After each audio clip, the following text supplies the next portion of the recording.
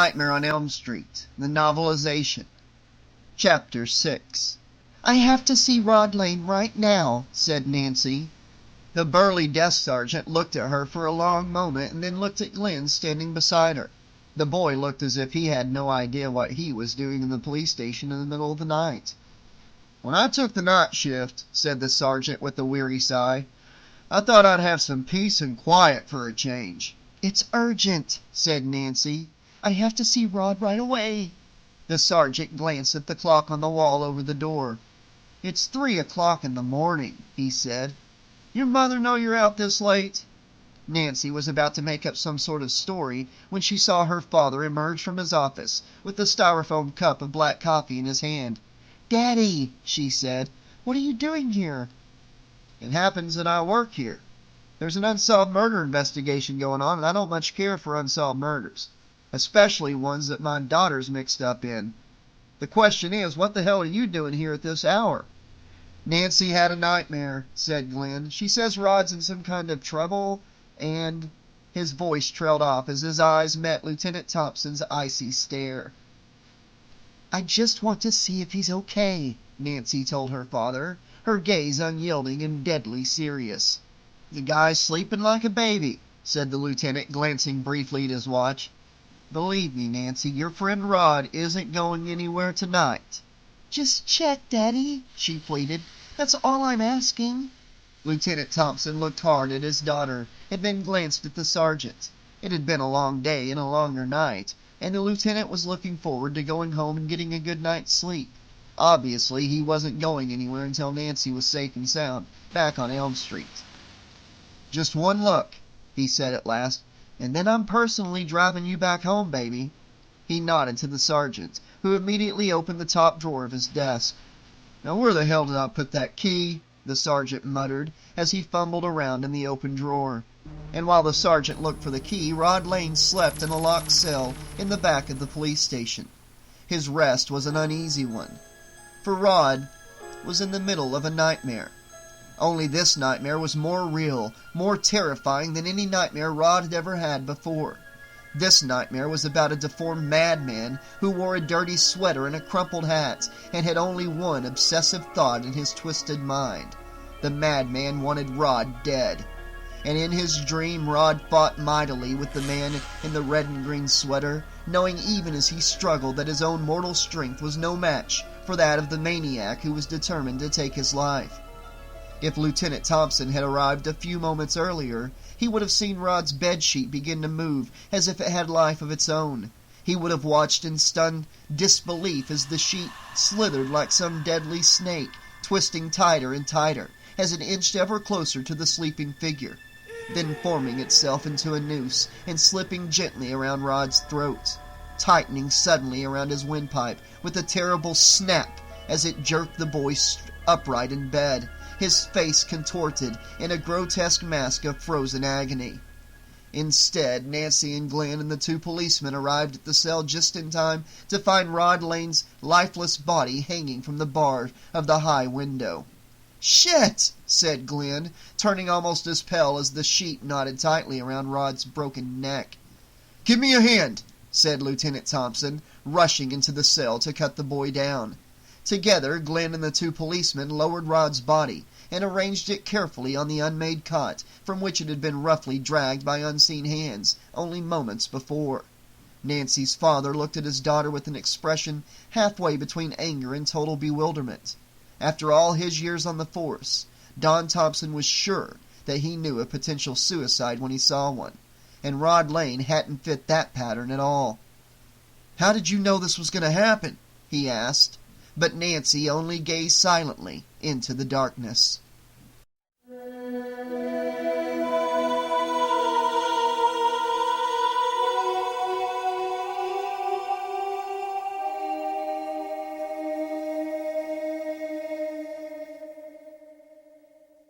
Despite her parents' objections, Nancy joined the small crowd of mourners who attended Rod's funeral later that week. It was a rainy morning, and the mud stuck to Nancy's shoes as she made her way across the wet ground. For some reason, she found herself thinking of the staircase at home. "Ashes to ashes, dust to dust, The minister droned on, but nobody seemed to be paying much attention to what he was saying. Rod had never been the sort of boy who attended church, and Nancy doubted that he would have approved of the Bible-quoting minister who now presided over his funeral. "He who lives by the sword shall die by the sword," said the minister, as Nancy spotted Tina's mother in the back of the crowd. Nancy wondered if Mrs. Gray really believed that it had been Rod's switchblade knife that had brought her daughter's life to such a bloody end. "And may Rod rest in peace," the minister concluded. Nancy stepped forward and tossed a handful of dirt into the shallow hole that would be Rod's resting place for eternity. Or until the worms finished with him, thought Nancy with a grim smile as she watched the casket being lowered into the ground. "Time to go home," said Marge Thompson, gently taking her daughter by the hand. Nancy looked at her parents, silently noting that it had taken the murder of two of her friends to bring the three of them together again as a family. They walked toward the station wagon in silence, and it was not until Marge opened the door that Nancy finally spoke the thought that had been on her mind ever since she saw Rod's body hanging in the police station cell. "The killer's still loose, you know." "What are you talking about?" asked Marge, convinced that a good night's sleep was all Nancy really needed. "Are you saying somebody else killed Tina?" asked Lieutenant Thompson. He was still trying to figure out how his daughter had foreseen Rod's suicide. Nancy stared off into the distance and shrugged her shoulders. "I don't know who he is," she said, "but he's burned, and he wears a weird hat and a dirty red and green sweater." "Go on," said Thompson, his face suddenly drained of color. "And he's got these knives," Nancy continued, "only they're more like some kind of fingernails." She looked at her mother, who had turned as pale as her ex-husband. "And he's trying to kill me, just like he killed Tina and Rod," Nancy added, her voice hoarse and trembling. "I think you'd better stay home for a few days, baby," said the lieutenant in a very low voice. Marge nodded in agreement. "It won't do any good," said Nancy, a weird sort of smile on her face. "I keep dreaming about this guy, just the way Tina did, and probably the way Rod did, too. Tina dreamed he was going to get her, and he did. Now he's after me." She paused and looked into her father's eyes. "Will you find him, Daddy? Please? He's going to get me if you don't stop him." The lieutenant looked at Marge, cleared his throat, and then looked away. Marge took Nancy in her arms and whispered softly into her ear. "We're going to help you, baby," she said. "No one is going to threaten you any more." "Daddy," said Nancy, as her mother ushered her into the front seat of the car and started the engine. She was still looking into her father's distant eyes as the car slowly pulled away from the cemetery.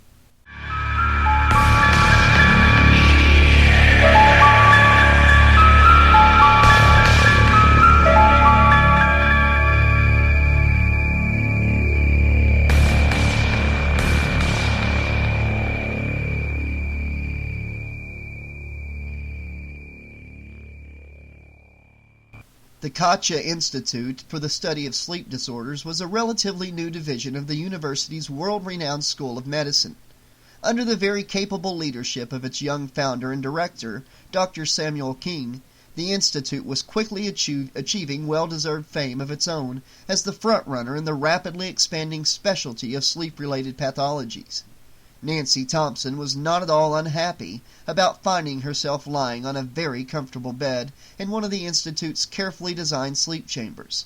Despite the various electrodes and sensors that were fastened to her head and body, Nancy was looking forward to closing her eyes under the watchful gaze of the kind-looking Dr. King and finally getting the sleep that her body so desperately yearned for. "Don't worry," said Dr. King as the nurse finished applying the last of the electrodes. "You're not going to turn into the Bride of Frankenstein or anything." Nancy smiled, hoping that they would soon get to the part of the experiment where she actually got to close her eyes and go to sleep. Dr. King glanced at his clipboard and then turned to Nancy's mother. "Did Nancy have any severe childhood illness, scarlet fever, high temperatures, concussions?" "No, nothing," said Marge, sounding almost apologetic. "He means," said Nancy, smiling at her mother, "did you ever drop me on my head?" The doctor laughed, but Marge only shook her head as if unaware that Nancy was joking. Nightmares are often the natural byproduct of psychological trauma, Dr. King explained, speaking to both Nancy and her mother. They almost always fade in time. "I don't see why you can't just give me some kind of pill to keep me from dreaming," said Nancy. She was beginning to believe that dreamless sleep was the next best thing to paradise. "We all need to dream, Nancy," said the doctor. "We've tried depriving volunteers of dreams, and they usually get very, very weird." "I never used to dream much," said Nancy. "Everyone dreams every night, whether they remember their dreams or not," Dr. King replied. "We don't know why yet, but dreaming is something we just have to do." The doctor paused, checked his clipboard, and then looked at Nancy again. "I guess we're just about ready to begin now." "We'll be right here," said Marge, squeezing her daughter's hand. "There's nothing to worry about. Please trust us." "It's not you I don't trust," said Nancy. "It's just—" She stopped in mid-sentence and shrugged. There was no point in trying to explain again. "Let's do it," she said. Her mother smiled weakly and kissed Nancy one more time before following Dr. King out of the sleep chamber and into the observation room. She gazed at her daughter through the one-way mirror while the doctor checked the readings on a panel of glowing dials and gauges. "Everything seems perfectly normal so far," he said, making a slight adjustment on one of his instruments. Marge noticed that his manner was a bit more somber now that Nancy was out of earshot. "How long has all this been going on exactly?" "Since the murder," said Marge. "She was fine before that. Now she seems to think her dreams are, well, real." "Do you know the old Buddhist tale about the king who dreamed he was a beggar who dreamed he was a king?" asked the doctor, his eyes fixed on Nancy as she began to fall asleep on the other side of the glass. "Half of what our ancestors believe today we think is utter nonsense. Flat earth, dragons, demons. Who's to say that our great-great-grandchildren are merely part of some greater reality?" He glanced at Marge for just a second before looking back at his instrument panel. "Good. She's asleep." "Thank God," said Marge, looking for the first time at the battery of meters, gauges, and graphs that were tracing her daughter's various vital functions while she slept. "We're monitoring her brain waves with extreme accuracy," said Dr. King, pointing vaguely at one of the lighted dials. "As soon as she starts dreaming, we'll know exactly what's going on." Marge sat back in her chair and took out a pack of cigarettes. She noticed Dr. King's disapproving look and put the cigarettes back in her purse. "What the hell are dreams anyway?" she asked, largely to divert herself from her powerful nicotine craving. "Mysteries," said Dr. King. "The truth is, we really don't know what they are or where they come from. As for nightmares—" He paused and shrugged his shoulders. "In any event," he continued, "there seem to be no signs of abnormality in Nancy's EEG or pulse rate. I'd guess that what we have here is a normal young girl who just happens to have gone through a couple of days of hell." Marge gazed through the window to see Nancy peacefully sleeping, and wondered if maybe she hadn't been making a big fuss over nothing at all. "Here we go," said Dr. King. Marge looked to where he was pointing and saw a needle move all the way to the left. "She's entering deep sleep now. Her heart rate's a little high, but that's just due to anxiety. This is the phase of sleep where dreams take place." He paused and smiled. "Just about now I feel like I'm monitoring a diver on the bottom of an unmapped sea." Marge watched as her daughter's face relaxed, the tension gone from her shoulders, as she curled into an almost fetal-like ball. "She's starting to dream now," said the doctor, his eyes glued to the close-up of Nancy's face on the video monitor next to the control panel. "See the rapid eye movements? The eyes actually move to follow the action in the dream." He paused, glanced at one of the gauges, and made a note on his pad. "Beta waves are slowing too. See this graph here?" Marge reluctantly looked away from her daughter's sleeping figure to glance at the slowly moving graph beside the monitor. "Do you notice how the needle fluctuates between plus and -3? Those are typical dream parameters. A nightmare might read plus or -5. maybe 6 at the outside. Right now... Suddenly, the doctor stopped and tapped the gauge with his finger. Marge looked out and saw Nancy straining to sit up, her neck stretched forward like that of an animal preparing to flee from a predator. "What's she doing?" Marge demanded, but the doctor was still staring at his instruments in disbelief. The needle on the graph was reading +8 and still climbing. And then a scream of terror penetrated the thick glass, and a dozen red and green lights began to flash on the instrument panel. In the sleep chamber, Nancy's body had arced upward, twisting and turning as if jolted by a massive voltage of electricity. "Oh my God!" cried Marge, but Dr. King was already out the door and standing at Nancy's side. He grabbed her by the arm and tried to shake her awake, but Nancy continued to scream and flail as if the devil himself was grabbing her arm. Suddenly, her free arm shot forward with incredible force, sending Dr. King crashing into the one-way mirror. The nurse, who was about to join Dr. King in his effort to awaken the girl, decided instead to stand back and wait for further instructions. It was Marge now, who was holding her daughter's shoulders and trying to shake her out of her sleep, but her efforts were futile. Nancy was screaming and cursing, her vicious threats almost as shocking to Marge as the look of terror and fury on the girl's contorted features. "Nancy!" screamed Marge at the top of her lungs. "It's Mom! It's Mommy!" And then Nancy was awake, her eyes open but glazed. She surveyed the room like some cornered animal. Her breathing was fast and shallow, and her face was covered with sweat, as if she had been running for her life. She wrapped her arms around her mother and began to cry in a series of gut-wrenching sobs. Slowly, Dr. King approached with the hypodermic needle in his hand. "This is just going to let you relax and sleep," he began, but Nancy immediately lashed out with the back of her hand and sent the needle flying against the wall. "No!" she said, a wild but determined look in her eye. "That's enough sleep." Dr. King looked into the fire behind her eyes and nodded his head. "Fair enough," he said, reaching out his hand in a gesture of peace. Nancy hesitated for a moment, and then took his hand. Exhausted, she fell back into the pillow. That was when Dr. King noticed the bloody gash on Nancy's forearm. "Get my kit!" the doctor shouted, and the nurse scrambled away. Nancy looked almost calm now, a smile of victory on her pale white lips, as the doctor applied pressure to her bloody wound. "I brought something out from my dream," she said, reaching beneath the tangled sheets, and pulled out a crumpled old fedora hat. "Where did you get that?" asked Marge, her face as white as her daughter's. "I grabbed it off his head," said Nancy, feeling calm and in control of her own destiny for the first time in days.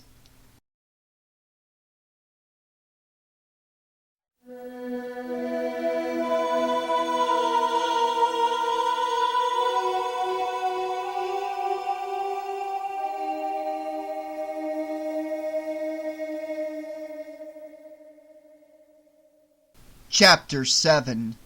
Marge was leaning against the refrigerator, holding the filthy hat in her hand as she talked to Don Thompson on the phone. "She said she snatched it off his head in a dream," Marge explained. She knew how crazy it sounded, and she wasn't surprised when her ex-husband expressed that very thought. "I know it's impossible," she said, "but I'm holding the damn thing in my hand. All I know is—" She stopped abruptly at the sound of Nancy's footsteps on the hall stairs. "I gotta go," said Marge, stuffing the hat into a drawer as she hung up the phone. Nancy didn't say good morning as she stepped into the kitchen and poured herself a cup of black coffee. Her skin had taken on a pale, almost translucent quality, and her eyes were ringed with dark circles. A streak of gray had appeared overnight in her uncombed hair. "You didn't sleep again, did you?" said Marge, gazing uneasily at the bloody bandage on her daughter's right arm. Nancy just sighed and sipped the hot coffee.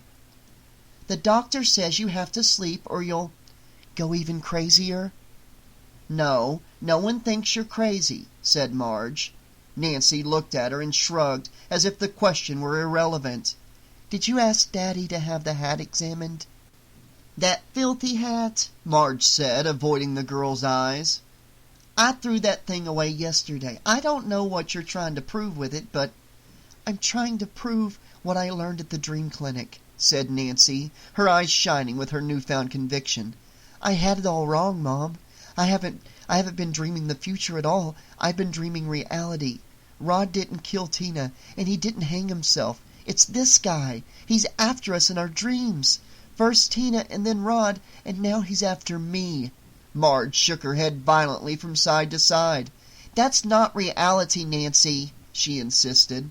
"It's real enough for him to cut me," Nancy said, holding out her arm. "Real enough for me to grab his hat and have it in my hand when I woke up." Marge opened her mouth, but no words came out. There were things she wanted to say, and yet... "What are you afraid of?" asked Nancy, seeing her mother's predicament. "What do you know that you're not telling me, Mom?" "I'm not afraid of anything except what's happening to you," Marge lied, glancing for just a moment at the drawer near the telephone. Nancy followed her mother's gaze and suddenly yanked the drawer open. "Is this real?" Nancy demanded, holding the hat triumphantly in the air. "Is this just something I dreamed about?" "Give me that damn thing now!" demanded Marge, but Nancy was too fast. "His name is even in it!" Nancy's heart was pounding as she looked inside the battered hat. "Fred Krueger. Do you know who that is, Mom? You better tell me if you know, because he's after me now." "Trust your mother for once," Marge begged, pouring herself a drink. Nancy knew that her mother had once had a serious drinking problem, but she had been assured time and time again that the problem was under control. Judging by the glazed look in her mother's eyes, Nancy guessed that the woman had been hitting the bottle pretty hard during the past couple of hours. "You'll feel better as soon as you get some sleep." "Feel better?" Nancy held up her bandaged arm. "You call this feeling better? Or maybe I should just grab that bottle and veg out with you. Get good and loaded." Suddenly Marge reached out and slapped Nancy across the face. "Damn it!" said Marge, the tears welling up in her eyes as she snatched the hat away from Nancy. "Fred Krueger is dead!" Nancy stared at her mother in horror. "You knew about him all along?" she said, more outraged by her mother's act of betrayal than by her unprecedented physical assault. "You knew who this maniac is, and you kept acting like he was someone, I made up?" "You're sick, Nancy," said Marge, turning away to avoid her daughter's eyes. "You're imagining things. You just need some sleep, that's all." "Screw sleep!" screamed Nancy, sweeping her injured arm across the table and sending her cup of coffee crashing to the floor. She jumped to her feet, grabbed her jacket from the hook on the wall, and bolted towards the back door. "Nancy!" Marge shouted, her eyes filled with tears. "It's just a nightmare, for God's sake!" Nancy turned in the doorway and glared at her mother with eyes of rage. "That's enough!" she said, before slamming the door behind her.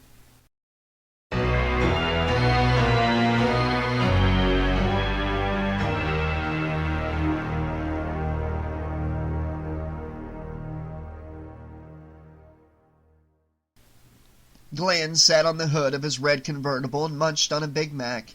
The car was parked on the edge of Lookout Drive, the scenic overlook that Glenn and Nancy had visited many times in the past to make out while enjoying a spectacular view of the valley below. Today, Glenn knew, there would be no making out, judging by the way Nancy was absorbed in the book she had brought along. Glenn doubted that she would even be noticing the view at all. He took another bite of his sandwich and realized that Nancy was staring at him. "Whenever I get nervous, I eat," he said. "Or sleep," she added. "I used to," said Glenn. "Not any more." There was an awkward pause before he spoke again. "You ever read about the Balinese way of dreaming?" "No," said Nancy. She set her book aside and gave the boy her full attention. It was rare that Glenn talked about anything besides food, football, or the adolescent male's physical need for sexual intercourse. "They got a whole system they call dream skills." He jumped down from the car to sit on the ground next to Nancy. "Okay, say a person in Bali dreams they're falling or something. Instead of screaming and getting all upset, they just say, 'Okay, I'm gonna fall, but instead of getting splattered all over the ground, I'm gonna fall into a magic world. A magic world? Right. A magic world where you can get something special, like a gift of wisdom or a great song. That's where they get all their art from dreams. They just wake up and write it all down.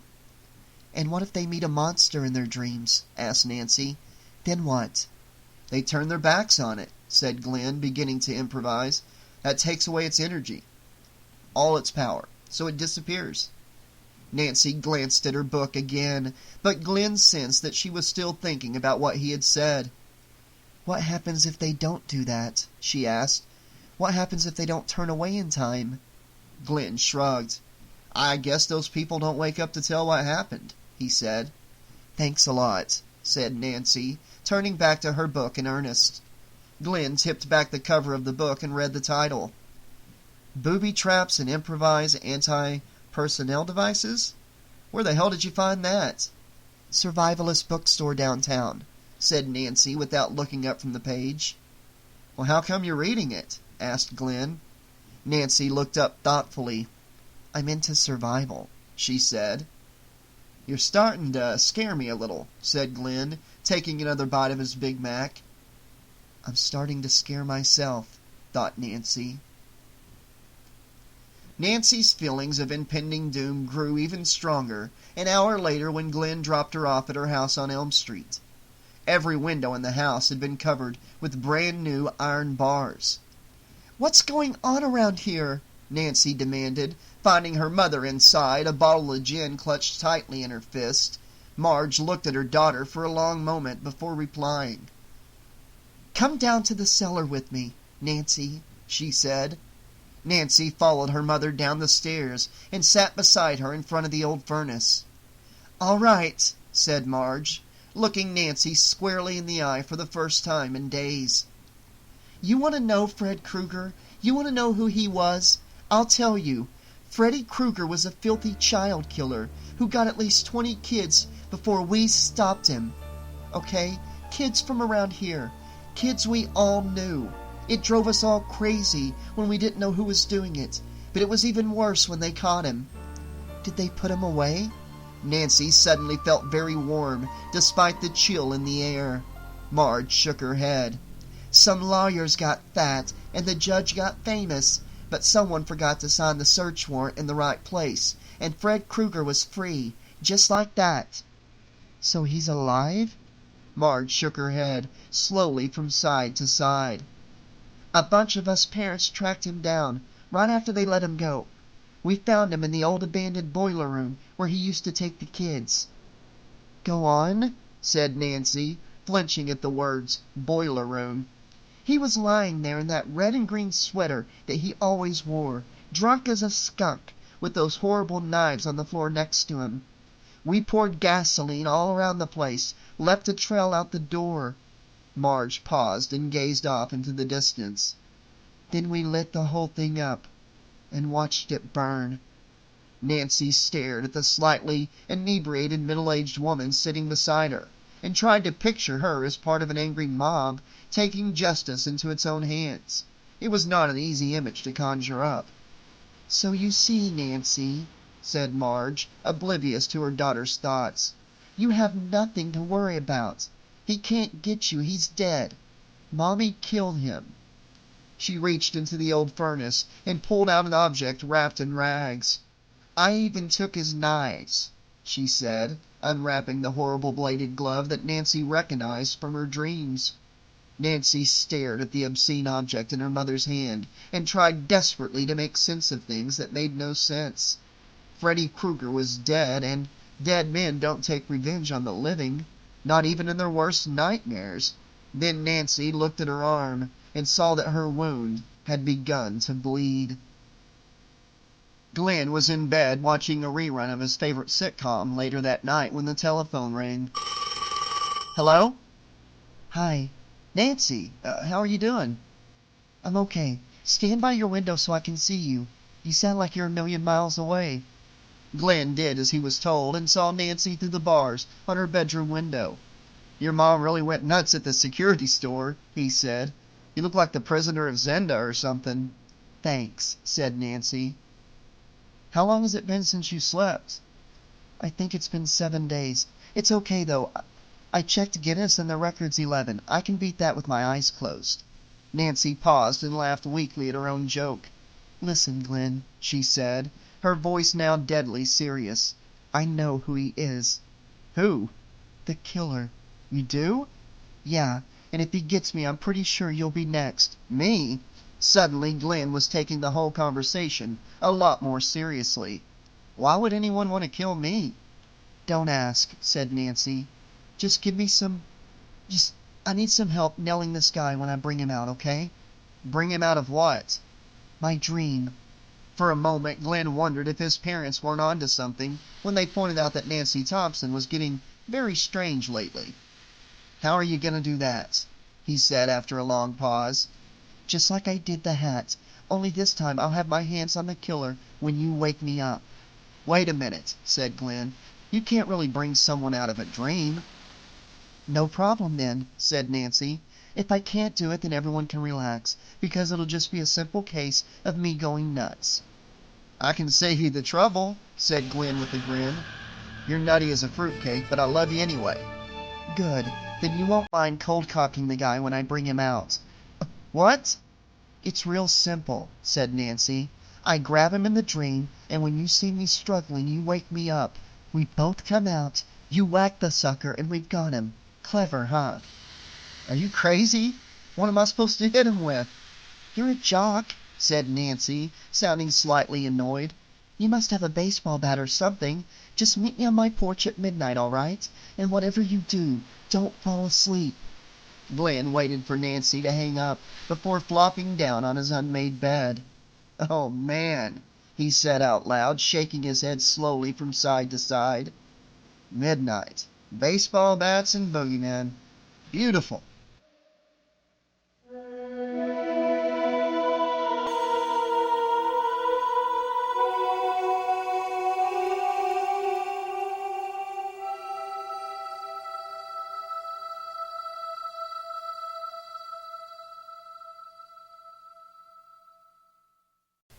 Okay, Slashaholics, this has been chapters 6 and 7 of A Nightmare on Elm Street, the novelization of the first movie.